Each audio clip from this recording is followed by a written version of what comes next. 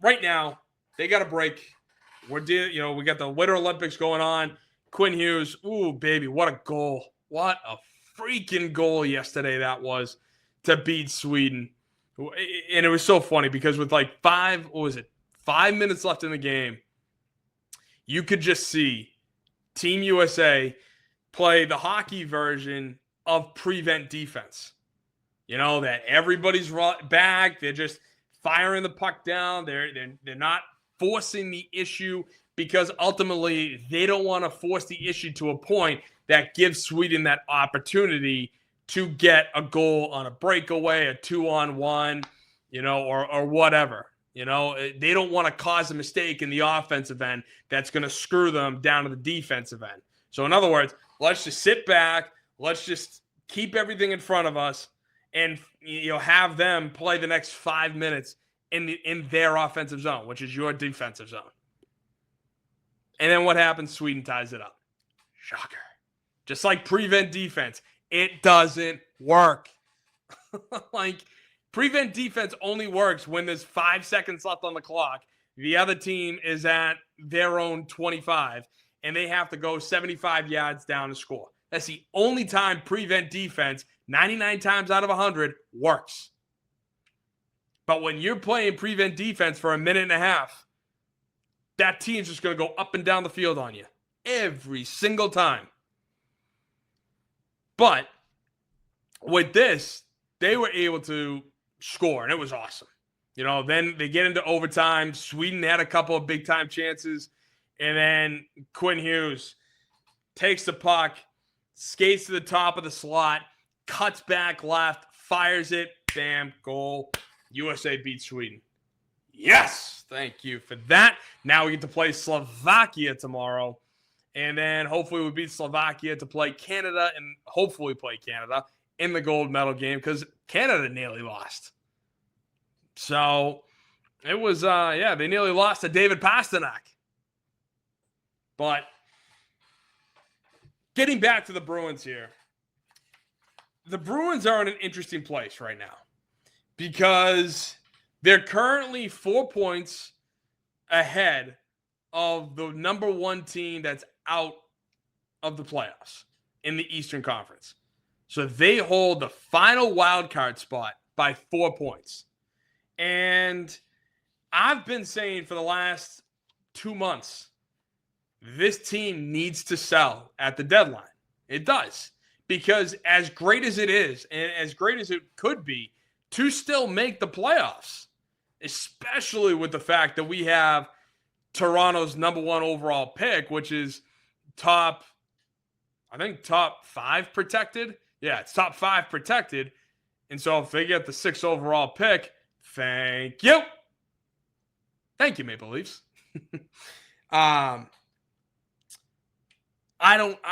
This is a situation where if we make the playoffs, great, that's gravy. Otherwise, we need to really focus on building for the long-term future.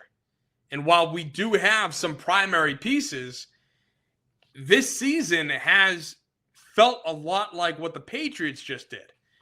And that's not play an easy schedule because you play every single team at least twice in the NHL. But when reading this article by Fluto Shinzawa from The Athletic, he wrote an article called "What Will the Bruins Do at the NHL Trade Deadline?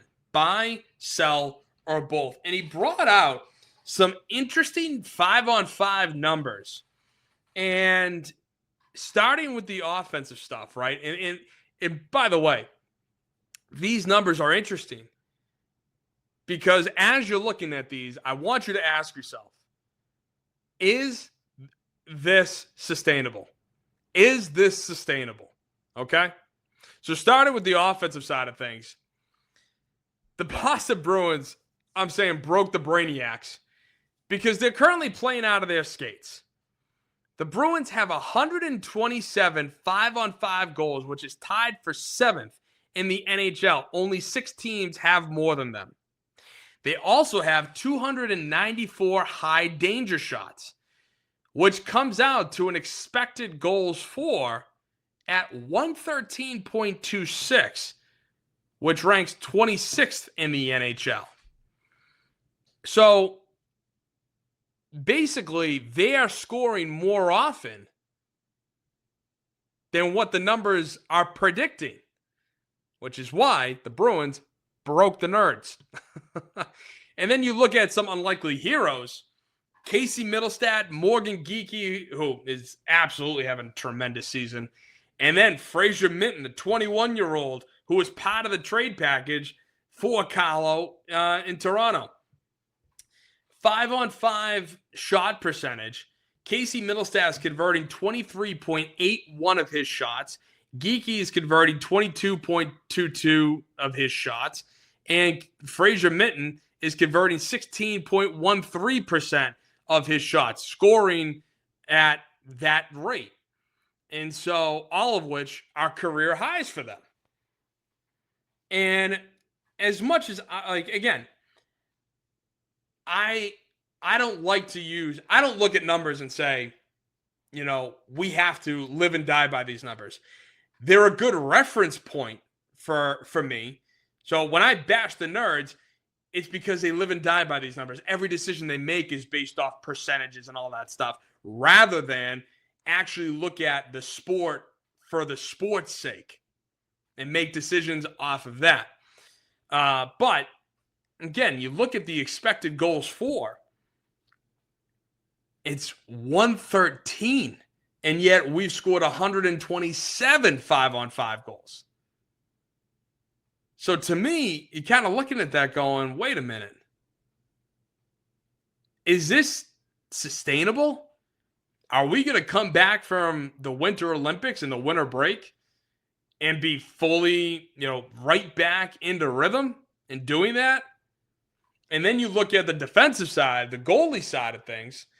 In the same article, Fluto Shizawa breaks down that we've allowed 105 5-on-5 goals, which is 7th in the NHL. And yet the expected goals for, or goals allowed, is 130.58, which is a negative 25.58 goal allowed differential, which is 4th in the NHL. That's phenomenal.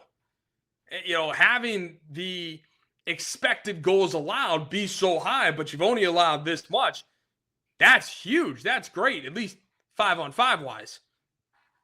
And then you look at Swayman on it, on 5-on-5. He's got a .926 save percentage, which is 9th in the NHL. And I got to make sure I read this right. A 15.85 goals saved above average, which is 3rd in the NHL, all of which is 5-on-5 specific. So I'm not talking about power play, penalty kill, power play, any of that. Just strictly 5-on-5, 4-on-4. So all of that is been done in 57 games.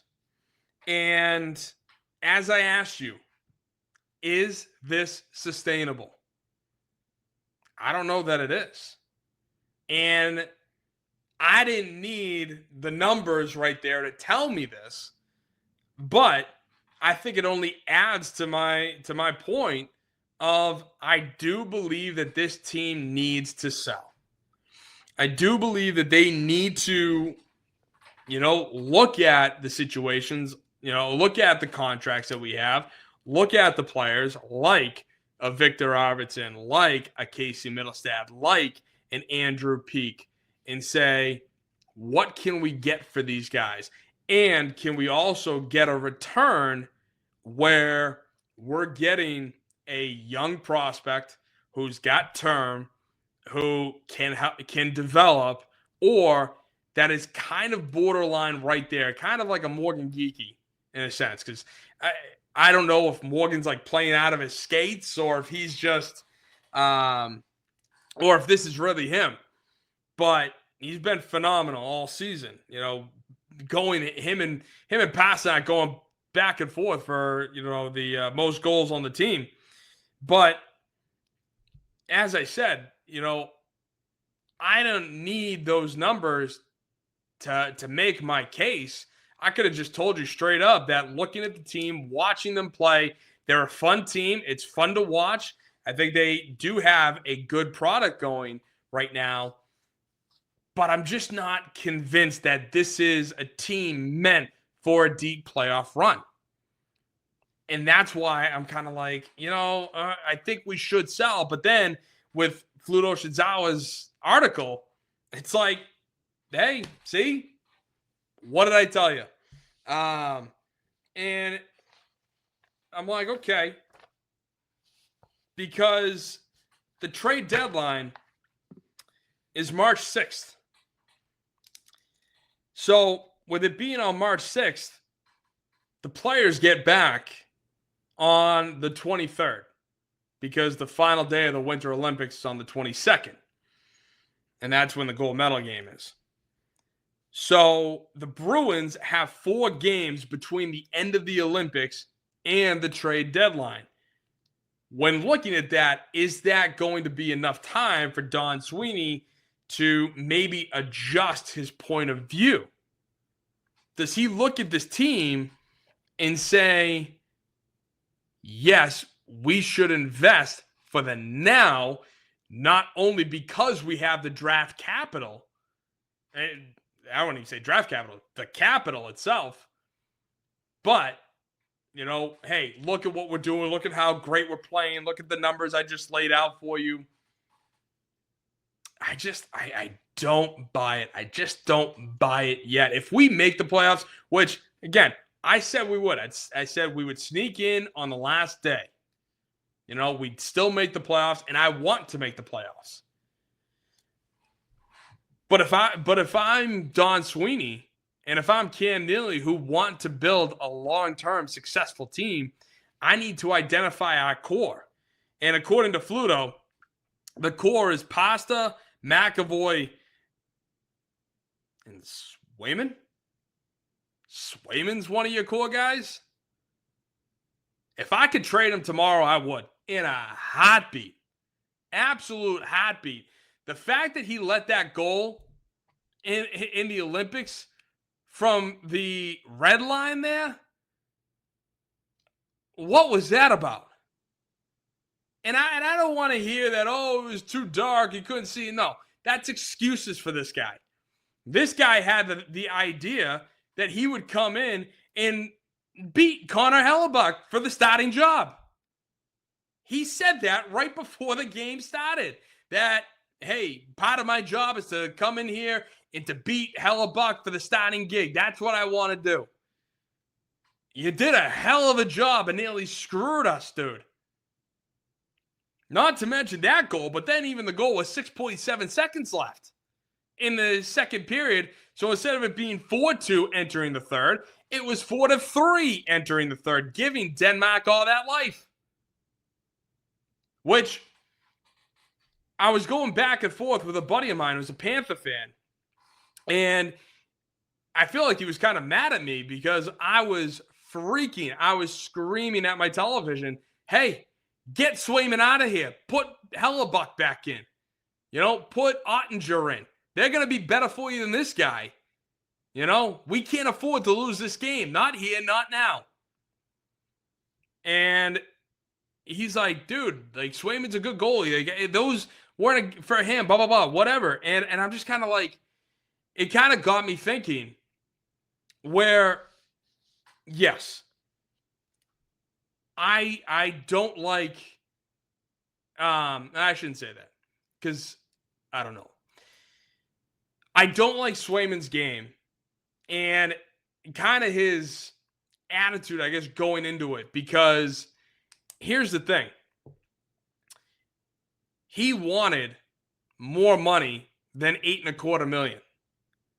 And going into that negotiation, again, he never started more than 45 games in a single season. Did he have a good playoff run when we lost to Florida in the second round? Yes, he did.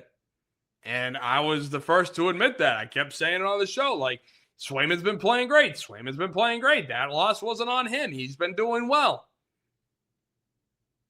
But the problem is, he held out for something that, in my opinion, he didn't earn, at least not yet, because he was always the 1B. He was always the number 2 guy. Linus Ullmark was the number 1. And so then you go into last year's season, and he sucked. Oh, was he just horrendous. He was one of the worst goaltenders in the NHL last year. And that's not a hyperbole. So coming into this year, I'm like, okay, let's see what happens. Have there been games that he lost for the Bruins? Yes. Have there been a lot of games where he won? Obviously. Look at the number I just showed you. 15.85 goals saved above average. Okay? So he's been really playing well this year, at least 5-on-5. But there have been moments. There have been those 7 goals, 8 goal games that he gives up. And you're just sitting there going, what is going on, dude? You know, you're playing here, but then all of a sudden you drop down here. And then with the Winter Olympics, you talk so much. You're talking all this trash. And then you go out there, you get your opportunity, and you crap your pants. I wouldn't be surprised if there were some brown stains on those pads after the game. It just, so it's almost like you can't back it up. And so, listen, I do think a part of my thing with Swayman is his contract, because I still don't believe he is worth $8.25 million per season. He's not. And he's shown not to be. It sucks that we have another $3 million goalie in Korpisalo who is not that good. He's been better this year, but still not great. And when I see Fluto say that Swayman is one of his core guys, like that you want to build a team around, I'm sorry. I'll give you Pasternak, who's 29, McAvoy's 28. And Swayman's no trade clause kicks in at the start of next year. If I could trade him tomorrow for a bag of pucks, I would.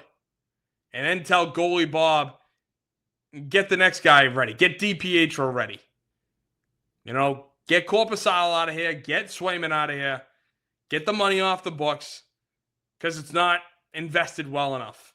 And I told you, if I were Don Sweeney, I would have let Swayman go all the way to the restricted free agent signing day, which is either December 1st or December 2nd, where that would have been the last day Swayman could have signed his tender in order to play that season. And if he didn't, I'd be like, all right, see you later. Have a good season, or have a good off season. And so I just look at it like, as one of the core guys, I just don't see it. I don't. And if you think I'm wrong, comment down below. Tell me what your thoughts are. Is Swayman one of your core guys? Do you want him in Boston long term? Do you like the deal? Let me know.